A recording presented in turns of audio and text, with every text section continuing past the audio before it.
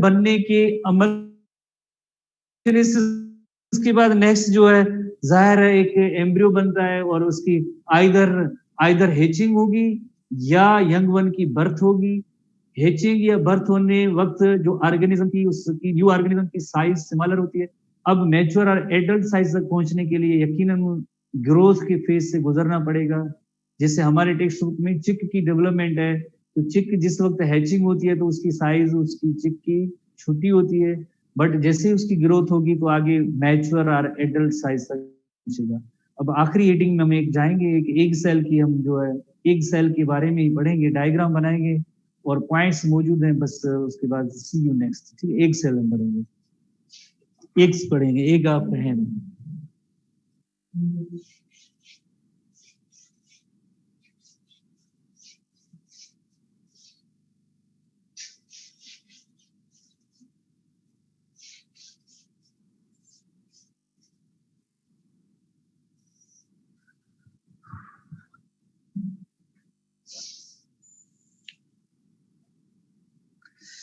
तो हैन के एग के हवाले से जैसे आप देखें,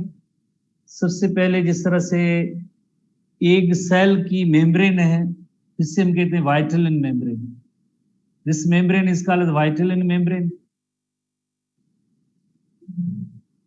एग सेल, जो एग सेल होता है उसकी मेम्ब्रेन, और इसी के अंदर एक एरिया होता है जिसके अंदर मींस न्यूक्लियस मौजूद होता है, उसे हम कहेंगे ब्लास्टोडिस्क और जर्मिनल डिस्क, ब्लास्टोडिस्क या जर्मिनल डिस्क। बाकी एग सेल जो होता है, बाकी एग सेल जो होता है वो अल्टरनेटिव लाइक यॉक के लेयर से, अल्टरनेटिवली यॉक के लेयर्स हैं, काफी सारे यॉक के लेयर हैं, और इसी तरह से ये सारा यॉक है, ये सब कुछ यॉक है, सारा साइटोप्लाज्म यॉक से भरा हुआ एग सेल का। ठीक है, तो ये अल्टरनेटिव लेयर्स है, यॉक है, तो ये हुआ उसके अंदर न्यूक्लियस वाले पोर्शन को हम कहेंगे ब्लास्टोडिस्क मेम्ब्रेन, और बाकी रिमेनिंग साइटोप्लाज्म है ये यॉक से भरा हुआ है। आपको पता है कि लाइक यॉक येलो कलर की होती है और उसमें जो है रिच इन प्रोटीन्स भी होते हैं, कोलेस्ट्रॉल, सब कुछ, बहरहाल ये यॉक है। उसके बाद जैसे आप देखें एग सेल के हवाले से, जैसे ये 3 स्ट्रक्चर्स के बाद जैसे आप देखें रिमेनिंग जो पोर्शन है egg white, this egg white is called as egg white, egg white is called as albumin,